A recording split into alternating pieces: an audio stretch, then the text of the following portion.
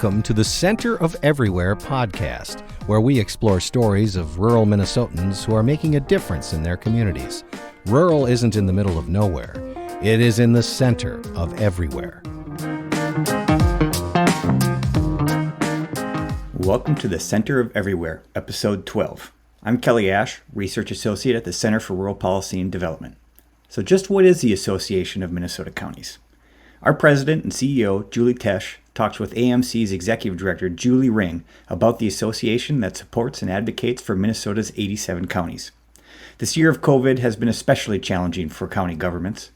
Julie discusses the difficult issues counties have faced and are still dealing with in terms of public health and human services.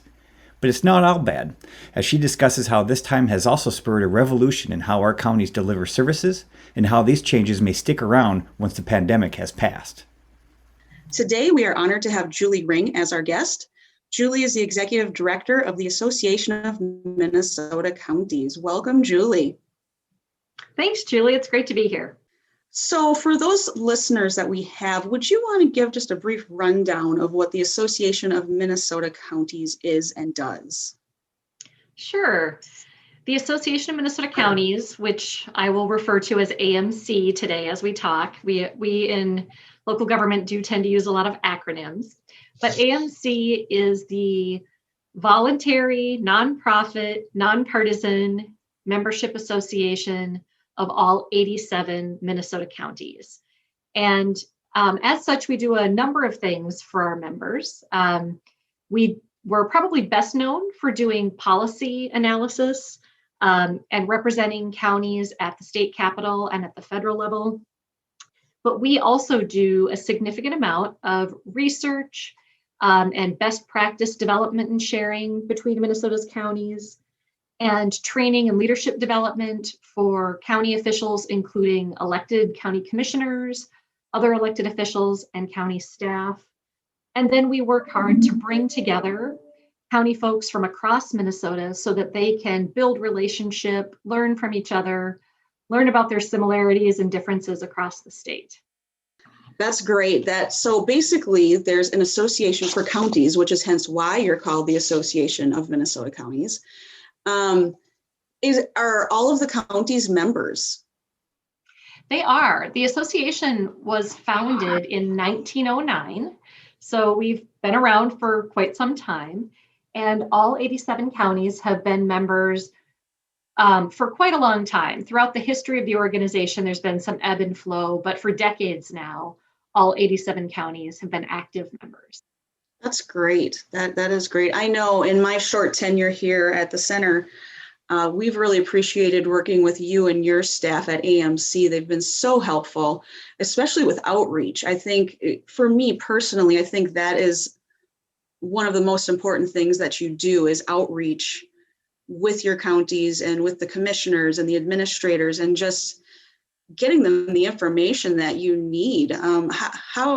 How do you go about deciding that outreach and how that takes place? Yeah, one of our sort of core beliefs is that we serve as the trusted voice of and for Minnesota counties. And so we take very seriously our role in communicating with counties and then also talking about counties to others. And so when it comes to outreach, we spend a lot of time getting to know all of our counties. So that means not only the people who work for the counties, the elected officials and county staff, but really the things that are happening in all of our different counties, whether it's their primary economic drivers, their primary businesses, the things that we hear from our counties that are important to their residents. And so we work hard across our staff team to make sure that we have a real pulse, a finger on the pulse of our Minnesota counties. And then our whole focus is providing value to them. And so that's watching for trends and themes and providing training or providing resources. But another key thing that we do, I really enjoy, one of my favorite parts of the job, is that I think we serve as a connector, connecting counties to each other where they have things in common, connecting counties to other resources like your organization or others, but really making sure to help people find the resources they need, which may be things we provide, but are very often just other things we know about. That connection piece, Julie, is something that we just greatly appreciate. You know, being a research organization, our job is to get our research out to decision makers, which is legislators, but not only that, but county commissioners and county staff and city councils. And so we so greatly appreciate you being that connector. And it's been great within the last year since we've been more actively working with AMC. The number of commissioners and county level people signing up for our newsletter and knowing that they're using our research, it has increased greatly. So thank you for that. Really, really appreciate that. So since, you know, obviously we're a rural organization, but AMC is not, you're a statewide organization. So you have both rural and urban counties. How do you work between those rural county needs and urban county needs? Are they the same or not? I think that there's far more in common than different, but both pieces are really, really important. And so working across all 87 counties, we hear a lot, obviously, in Minnesota about differences between urban and rural places. But I know, working for a rural organization, it's so much deeper than that. There are variations from north to south and east to west, urban, suburban, rural. We have population centers throughout the state, and we have, townships within the 7-county metro. So there's a lot of diversity to our population across the state. And I think it's important for us to be aware of what we think of as the quilt of Minnesota, and that it's not as simple as, 2 different sizes. And so I think that we spend a lot of time at AMC focused on both. So obviously, when we're working on policy development or research, we're working to find commonalities and areas where we intersect and where the issues may play out a little different, but they're absolutely issues across all counties. And at the same time, in order for those policy positions or research projects to be really representative, we have to also take into account the differences. And so an example that people are really familiar with counties is when we work in the area of transportation. We know that transportation, financing, resources are important in every county in Minnesota, really important. Every county spends a significant amount of resource managing their transportation infrastructure. But obviously that looks really different from county to county. And so at kind of the macro level, we find a lot of intersection and a lot of places where we can agree and work together. But in order to really provide a good, nuanced picture of Minnesota, we have to understand the differences. And I think just as importantly, we see it as part of our mission to make sure our members understand and appreciate the differences so that it isn't a matter of being able to just say a whole other swath of the state is different and they're not like us, but instead to really understand what's different and why, and to be able to explain the value of that as though it's your own county. I just really love this part of our work because I think it deepens connections across our state, and it's what makes us a state that produces really good, high quality policy and operations. I hear quite often about the rural-urban divide, and I cringe when I hear that because there are similarities and there are differences, but I hope that there's not a divide. And I mean, everything is so contentious right now in government, but I just love that you said that because I really think that that's how you make better policy is by understanding others. And it's not that it's a side, it's the urban side or the rural side, it's understanding the whole of Minnesota. So that's, I know, something in our work as well. It's, yes, we focus on rural, but that doesn't mean that urban isn't important either. But our mission and vision statement, focuses on rural. So that's really good to hear. You mentioned transportation.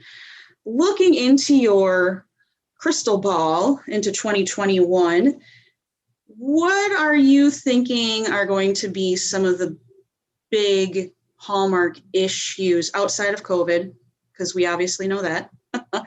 Looking at the next session, and we're going to probably have a lot of new legislators, what are some of those big issues that AMC is anticipating? Yeah, well, we'll have to talk about COVID at some point, because I think COVID has really upended how we think about everything and how we in counties do our business. We've learned so much. We've done a lot of work to try to really document and memorialize what we've learned, because what comes next is going to be built off of all these changes that we've seen. And so I would say for us, looking at the legislative session, there's a couple things that I'll just sort of connect to COVID, and some maybe that are a little separate. So I'll start out by saying we're in the midst of AMC's district meetings right now, and that's where I would be on the road today. Actually, I'd be in northern Minnesota today if it was a normal time, but we're doing those meetings virtually now. But during these meetings, we actually bring some of the ideas our policy committees have pulled together to our regional districts, and we ask them, what are their top legislative priorities? And then we gather all that information from our 10 different regions, and we bring it together for our board.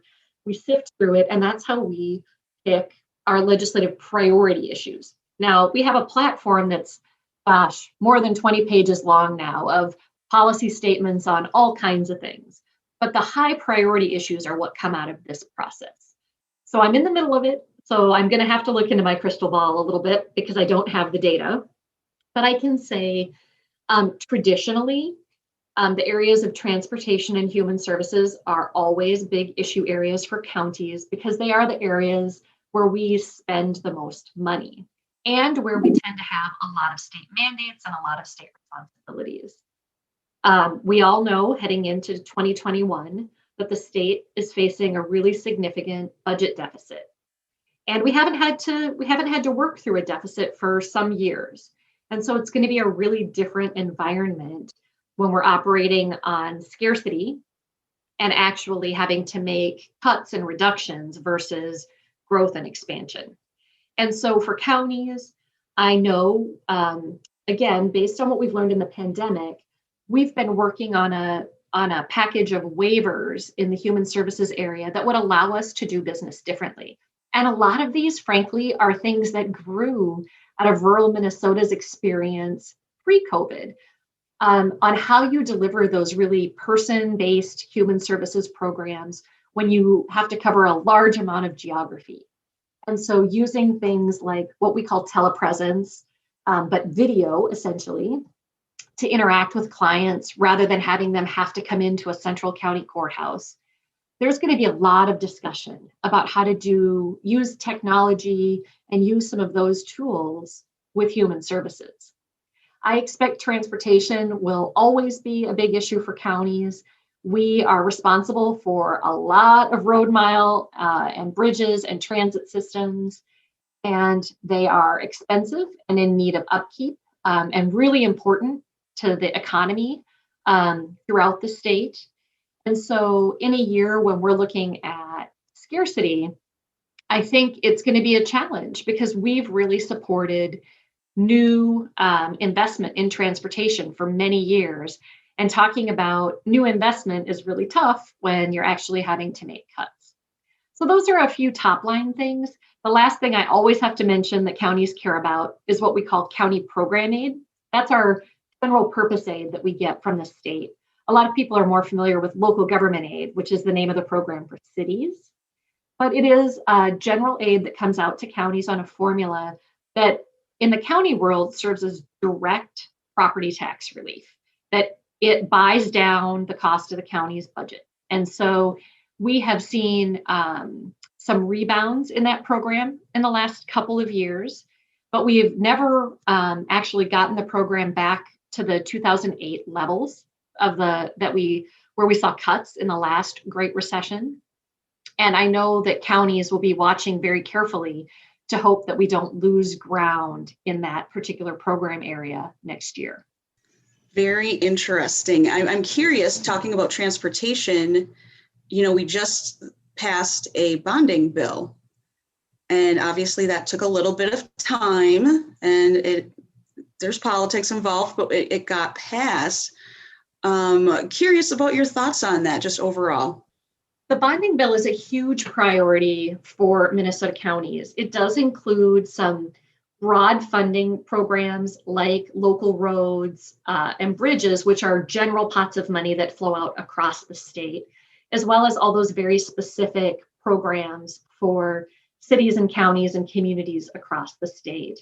That infrastructure package is a really important economic driver in rural Minnesota, and it's something that we always work hard to press the legislature to pass a robust bill, because we know how important it is to all of our members. And so we were just absolutely thrilled that we were finally able to get that bill across the finish line here this fall, after I think a record number of special sessions that we've experienced this year.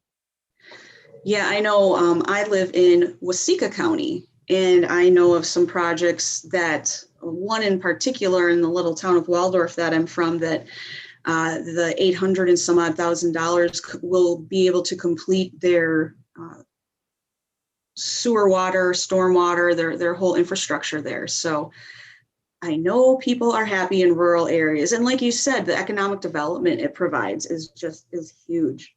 But yeah, let's talk about COVID and how is that affecting the counties, with the CARES dollars? Where does AMC come into all of that? COVID has been such a challenge for Minnesota counties. So this pandemic, when it emerged last March, I remember actually I was in Washington, D.C. for a national conference right at the beginning of March, right as we were starting to learn about the challenges of COVID. And I remember flying home thinking, actually wondering if I should be wearing a mask on that airplane. There were people on my plane with masks, but it was all new to all of us. So we got home from that conference, and immediately our board started having frequent phone calls to discuss what does this mean for counties and what are we going to do. So dating back to March with COVID, counties rapidly had to change their business. And you saw counties across, particularly in rural areas, very rapidly move their staff to working from home. I think one of the first counties in the state to actually make that move to close their county buildings was La Caparral County, and rapidly worked to get the technology needed so that they could continue operations, but that everybody would move home. And so during those early weeks, we spent a lot of time working with counties to try to understand the state and federal guidance, help them think through what things they could do remotely, what things they maybe couldn't do remotely. And it was just like drinking out of a fire hose for all of us. But that's very much the role of an association. I talked earlier about outreach and knowing our members and disseminating information. And we felt like we really needed to be a place where members could turn for factual information about best practices and the rules. And so it's funny, I remember in early March saying to our communications staff person, I think we need to do a weekly COVID update, just where we can aggregate what we know about COVID. And literally the day after I said that, we decided it had to be daily. There was so much information coming out. And so from March through midsummer, we did a daily COVID email to our members. All of those are archived on our website, where we just shared what we knew about changing HR rules from the federal government, where we talked about the governor's executive orders and the daily updates from the state health department. And we just worked to make sure there was one key place that people could go to get data that they could trust about operations during COVID. Then, of course, we moved into working with the legislature. I mentioned the human services waivers. There were a number of waivers that we put in place really rapidly And those are the things we're going to work off of to see what we could continue to do different long term. And so it was about that time that we had a conversation internally about really needing to document and understand how county operations were changing. And so our president put together a blue ribbon committee that started meeting in early summer. And we went sort of county department by department, operation by operation, and we brought in experts and just asked them to talk about what has changed. What have you learned? What would you do different if you could? What things are you doing different now that you think we should continue to do long term? And we just asked for all the information we could get. And that committee continued to meet all summer. And they were the place that helped us to vet out waivers we were asking for from the state. They helped us to think through best practices we could share with counties about ideas and operations, things like counties starting to use appointments for county services, or using technology that allows people to wait in their cars until it's their turn to come in. Just trying to share that all very broadly. And then we noticed a couple of what we're calling transformational issues that emerged. One of which was brought up by some of our rural commissioners was related to their jail populations, and noticing that, as we were trying to manage for the disease spread, the jails, we were able to reduce jail populations quite significantly throughout the state. And really just wanting to dig in and understand that. And is there something we could learn that would last longer than just this emergency period?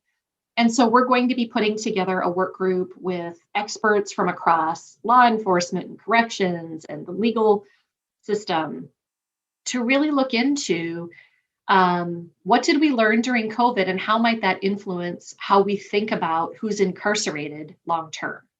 So it was really, this has been a really innovative time in government. It's been a really challenging time. Counties, of course, have public health departments, and public health departments have been on the front line of responding to the pandemic. I see county folks working so hard, and I worry about the pace at which folks have been working now for months. In an emergency, so often, when we think of like natural disaster emergencies, they're intense, but they're acute. They happen, they end, and then there's a recovery. And with this pandemic, it's been like a slow moving marathon emergency. And I think it's been hard for folks to step back and catch their breath, which is why we wanted to do this blue ribbon work right in the midst of it. So we were capturing the ideas while people were still trying them out. And so as challenging and difficult and sad as this pandemic has been in many ways, there has been this silver lining of spurring innovation in government. Innovation can be hard in government. It's hard to make kind of large scale change rapidly, but we've been forced to do it, and now we can evaluate it and learn from it and decide what we want to hang on to. I'm really glad that you brought up innovation, but also silver linings. That's something I try to look for every day, even when it's snowing prematurely. But, just thinking really, the time that we're in right now, I'm so curious, in decades to come, we'll look back on this, the year of 2020, of when some things radically changed. And I think sometimes it takes a crisis to radically change something, to right the ship. And so it will be interesting when you're talking about jail population, and other issues that you really don't think about. But now, there's got to be better ways or different ways of doing things. Do you foresee that Blue Ribbon Committee extending into the future?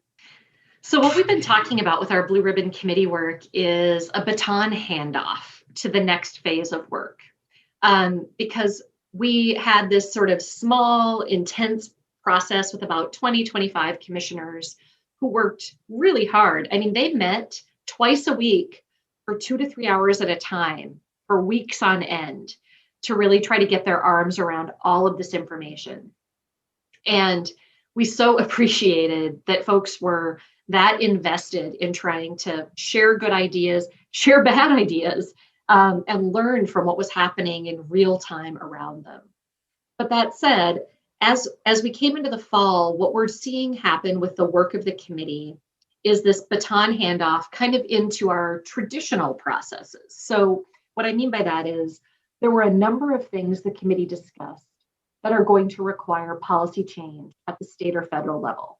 And so those ideas we're feeding into our normal policy development process. We have policy committees, they vet issues, they put them in our platform, make them priorities, we work on them at the Capitol. And so we've taken the policy pieces and handed them off to our committees where we have expertise in each of the content areas. So this group was a real generalist, innovative thinking group. Now we're handing it to the county commissioners who've chosen to specialize in different content areas. That's one piece. A second piece is taking what I think of as the operations issues. So counties, ways of doing business that don't require state legislative change or federal change. We've taken those operations issues and handed those to our research and program development team to start working on either training sessions or toolkits or best practices, one-pagers on things like, what are model work from home policies? What should a county consider when deciding whether or not to make some positions work from home permanently?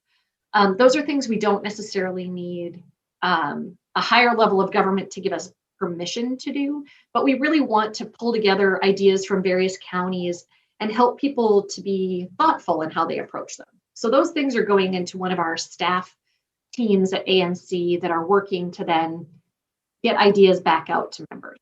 And then that third piece that I talked about, the transformational piece, I talked about the jail population group that we're going to be creating to really dig into that issue more deeply, because some of that might be policy, some of it might be best practice. We really need to roll up our sleeves and understand it better, but we need more experts at that table from across, like I said, the Sheriff's Association, our probation system, public defenders. We have another group like that we're going to be working on related to human services and transforming our human service system in Minnesota, which is a state and local partnership in the delivery of those services. So those transformational groups, we want to take a little more time. They're really research groups in a way, with groups of our members at the table that are more expert or who've spent more time in the content area. And some of them, we may start to see some initial ideas out of those groups in the next couple months, but they may take longer for us to get results from. So I will say, we have promised the Blue Ribbon Committee that someday when we are in a place where we can get people back together in rooms, that we'd really love to bring them together face to face once so that they can celebrate their work and get to know each other in person, because for many of these commissioners, this is the first time they've worked together and they did it all virtually. Wow, that's amazing and fantastic. And I really don't think the average Minnesotan realizes how hard county commissioners work and county staff. I mean, I was just getting my license tabs yesterday in Waseca, and you know what? It was quick and painless, just like normal. And I'm so appreciative of everything they've done, because I know it has been really, really difficult. And so, gosh, kudos to the commissioners for coming in, and the staff as well. I want to touch on people moving to rural areas, thinking about, depending upon if work from home is a permanent thing, and maybe people will start moving to rural areas more. What kind of advice would you have? I've been talking to some young people who have moved out to rural areas after living in the Twin Cities or in other cities for decades, and they want to get involved and they're hesitant. because they're like, I haven't been around for a long time. For these people that might be moving into rural areas, I don't know if they have experience or not in rural, but what kind of advice would you have for them to get involved in their community? Yeah, what an awesome question. So, I have a couple thoughts on this, Julie. So I have to start out by saying, I think you know this, but I consider myself to be a rural girl at heart. I grew up all across the Midwest, actually, in small towns. I consider my home to be South Dakota because I lived in Brookings, South Dakota from 6th grade through high school graduation. That was the place that I consider my hometown. But when I was in college, my parents moved to Hutchinson, Minnesota, and I went to college at the University of Minnesota Morris, which, Minnesota Morris has done a ton of work on the exciting rural redevelopment. And so, I love traveling our state and getting out into rural areas of the state because that feels comfortable and like home to me. Even though I, like a lot of people, I've lived now in the Twin Cities for a good chunk of my adult life. So I'd say a couple things. One is, you're right. We're seeing the data that as people can work from home, a lot of folks have been, you hear the stories of people going and working at their cabins, of course, folks who are lucky enough to have those second homes and were able to spend the summer enjoying them. But there are lots of folks who are getting to work from home maybe for the first time. That's true for me. My spouse has always worked 100% from home, and he tells me all the time that he could work from anywhere and that he often talks about other places that he would love to spend time working. He's from a very small town in Wisconsin. And so it can be hard. I can say this as a small town girl. It can be hard when you're the new kid in town. It can take some time to develop relationships, particularly in communities where a lot of people have lived there a long time.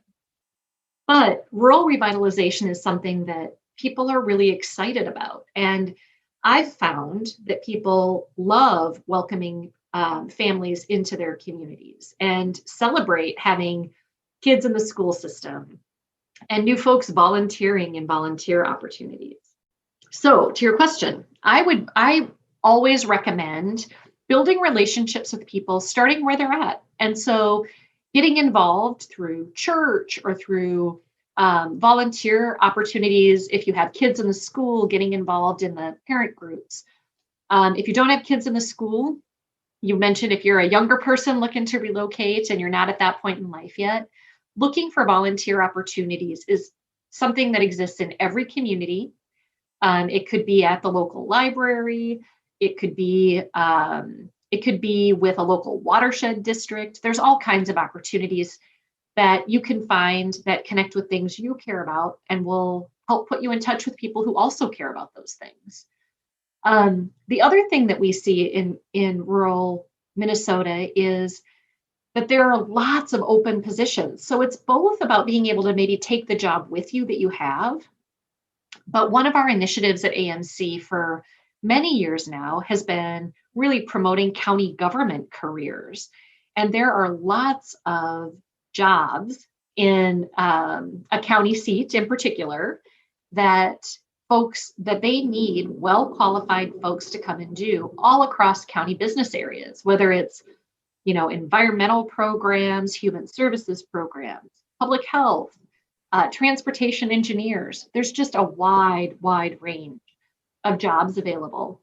And they are looking to bring folks from outside of their communities in to fill those positions. So I just think there's lots of opportunities, and it's a wonderful, there are so many wonderful rural communities in Minnesota where you can enjoy a whole host of different things than you might be familiar with in the Twin Cities. I just highly encourage people to check it out.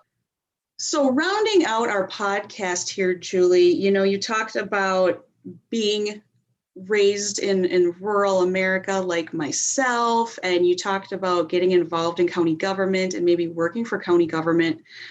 One question I like to ask our guests on this podcast is, how did you get to be where you are now? And what really intrigued you about county government or about policy?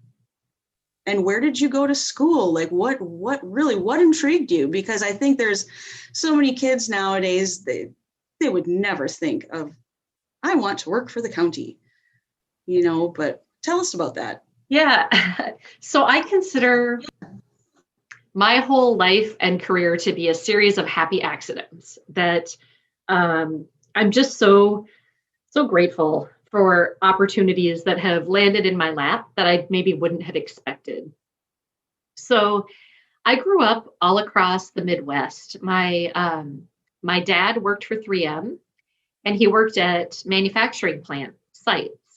And so my parents were from White Bear Lake. They were from the Twin Cities area. And when they were young and I was a baby, they left and ventured off to a small town, very small town in Oklahoma, where they were opening a new 3M plant. And that really opened up a ton of opportunities for our family. My dad had been a shift worker at 3M. And by going and helping to open this new plant, he had an opportunity to become a supervisor.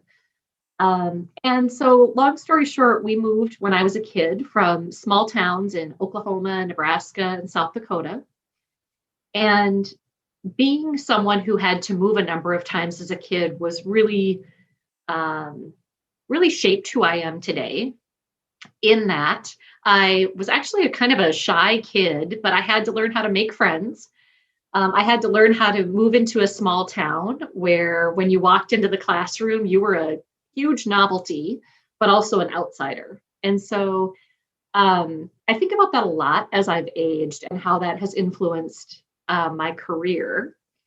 I went to the University of Minnesota Morris, which again was a happy accident. I'll admit, growing up in South Dakota, I wanted to go off to a big city. I swore I'd never go to college in a town smaller than the town I grew up in. But I loved the University of Minnesota Morris, and something about it spoke to me. And I did my 4 years of school there. And I was kind of a typical liberal arts student, and actually graduated from college with majors in international relations and international economic development. And then I needed to find a job. And at the time in the early 90s, jobs were not super plentiful. And I ended up getting a job as a grant writer for an organization in South Dakota called the First District Association of Local Governments, which essentially is like a rural development district in South Dakota for 10 counties. And that was my first exposure to counties. I worked for 10 counties doing grant writing and economic development plans. And I did that job for a while, and then was ready for that new challenge. And I was on a grant-funded position that I was concerned about as a young person on the stability of the funding. And so I started looking for a job that had something to do with grants. And I ended up getting a job with the state health department in Minnesota. Totally unexpected. I didn't have a background in public health, but it was a grant management type job. Well, I know this is getting to be a long story, but I'll say that I worked at the state health department for 10 years, worked through a number of policy jobs, and ended up in their essentially local government relations area. And I was working on providing grants to county health departments in Minnesota. And the part of the job I loved the best was getting to travel around the state, go out to meet with county public health directors, learn about what was important in their communities, try to support that back at the state level. And so a job opened up at the Association of Minnesota Counties, working with our local public health directors. And I had been at the state for 10 years and was very comfortable and decided this is either my opportunity to do something different or to decide that I really want to work, for the state for my career. And I decided to take the leap. And it was just the best possible choice I could have made. I love working for AMC. So all of a sudden I got to work for the local public health directors, not for the state working with them, but really for them, and had the power to help them try to influence their own circumstance. And so I worked in that job for a number of years, then moved into our Health and Human Services Policy Analyst job. And then 7 years ago, when our executive director was retiring, decided to apply to be the executive director. And AMC had never hired an executive director from inside the organization. They had always hired from outside. And so I knew it was a little bit of a stretch, but I really felt like I was excited about the opportunity to think strategically about how this organization serves counties, how we build relationships across all counties, and to really widen our scope to think about the fact that building relationships is foundational to public policy, and that the idea that we can bring people together, and through just the power of people having conversation and getting to know each other and recognizing their shared values, we could move policy forward. To me, that just felt like the best possible fit for me. And so I was really honored when the board chose me 7 years ago to start as the executive director. And I love every single day. I don't have any day that looks the same. The challenges that face counties change, which means the challenges that face us change. And I'm excited every day. I used to say I was excited every day to go to the office, but now I'm excited every day to turn on my laptop and come into my home office and get to work on behalf of our members. Oh gosh, thank you for sharing that. I like to ask that just because you never know where your career is going to take you. And again, happy accidents. I mean, that's just... I was interested. Well, I still am interested in foreign policy, but going from focusing on international relations to working in counties, I talk all the time about the fact that in the end, so much of the work we do is really about helping bring together people across difference. And at the time, I was really interested in Middle East policy and these really intractable national problems. And the bottom line is we have challenges and opportunities at every level of government. And I really like the fact that I have, by happenstance and now by choice, ended up working in the level of government that really has an impact on people's day-to-day life. I never would have guessed that this sort of career existed. And I love talking to students about the fact that local government is where stuff gets done. It's, I think, the most exciting level of government where you can actually see change happen. You can do work on something for a period of time and then see the fruit of that labor because it's so close to you. So yes, I'm an evangelist on behalf of local government. Isn't that the truth? Gosh, I think of the elections here, and I mean, obviously the election for president and everything is important, but I say to people, I'm like, you really need to pay attention at that local level. That is where the change happens, and that's where the policies affect you every single day. So gosh, I'm glad you brought that up. And gosh, from one relationship builder to another, thank you for being on our podcast.